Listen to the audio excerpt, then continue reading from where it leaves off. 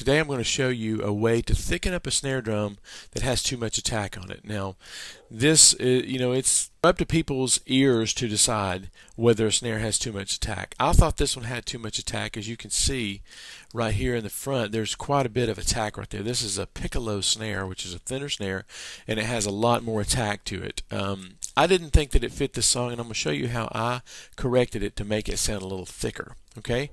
Now there's 100,000 ways, or maybe not that many, but there's several ways that you can fix a snare drum. This is just one of them. Okay? It's always nice to have a lot of tools in your arsenal, and this is another tool I want to give you today. Okay? First thing I'm going to do is duplicate this track. You can either do the active playlist or not. For the sake of brevity, I'm going to do the active playlist because I'm going to show you in this track how to fix it. Okay, what I'm going to do is call this snare release. You remember a couple of videos ago I showed you the attack principle. If you haven't listened to those videos, check them out. And it simply says that however how loud the attack is, your ear perceives that as being louder, and you can use that to your advantage. This was working to my disadvantage because the snare seemed louder than it was. I actually wanted the snare louder than it was, but when I would get it up to the volume it needed to be, it was too loud. So here's how I fixed that. Okay, first of all, duplicated the track, and what I'm going to do here is I'm going to go here and I'm going to Command U, which is going to bring up the strip silence menu. Okay, this is how I always start with the strip silence, everything at 0. Now what I want to do is pull this strip threshold back until it just starts to, see the little line that come on. Now if you zoom out, you can see that as you pull it back you get more. Now just for the sake of this demo, I'm not going to be too particular about this. I'm just going to zoom into one of the snare drums that I'm going to fix. Now what I want to do is strip everything but the snare drum away from this track. So what I want to do is do the region end pad, and I want to pull the end pad until the next beat. This is what I'm going to EQ here. Okay, so I'm going to strip that. The next thing I'm going to do is I want to add a gate, and this actually has a preset that I go to. It's called snare gate sidechain.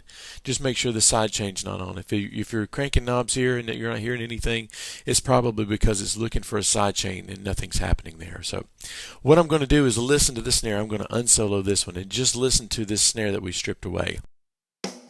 Now what I'm going to do is I'm going to push the attack up until this gate eats up the attack, until the gate opens after the attack of the snare drum and lets the rest of the snare through.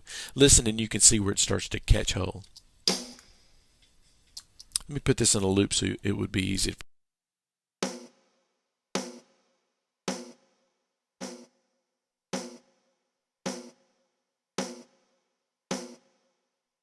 Okay, right around there, see the attack is gone, but the release is still there. Now what I want to do, since I've got that set, is I want to add an EQ. I'm going to add the SSL. Let's close this one here. I'm going to add the SSL, and I'm going to add a little bit, a bell curve around 200. Now you can do this on any EQ you want to. I just pull up my SSL because it's my favorite EQ. For the sake of this video, I'm going to overdo it just a little bit, and I'm going to add 60 dB of 200. Okay?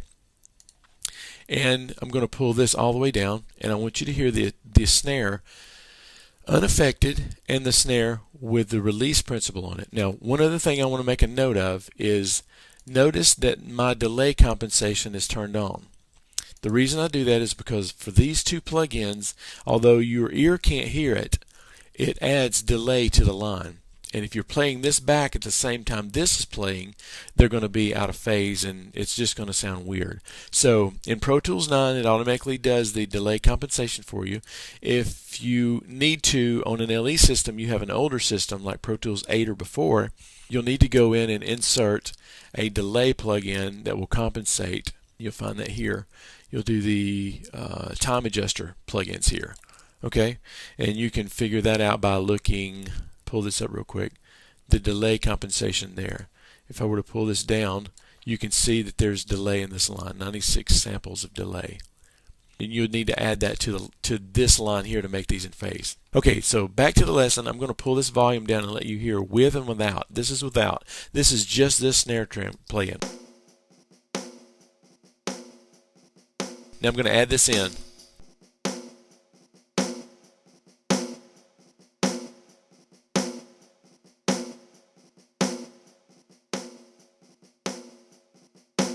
Now you can adjust the gate time if you want just a little less of that attack, but that's a good way to thicken up a snare without just making it louder. It'll appear louder and not take up as much of your headroom. Okay, so as you can tell, it sounded like it got louder, which means that you can pull both snares down now and it'll be loud, it'll sit louder in the mix. So anyway, that's just another tool that you can add to your arsenal of mixing.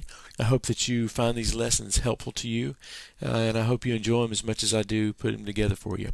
If you want more tutorials like this, head on over to mixcoach.com and sign up for my newsletter. I send out cool stuff in the newsletter too.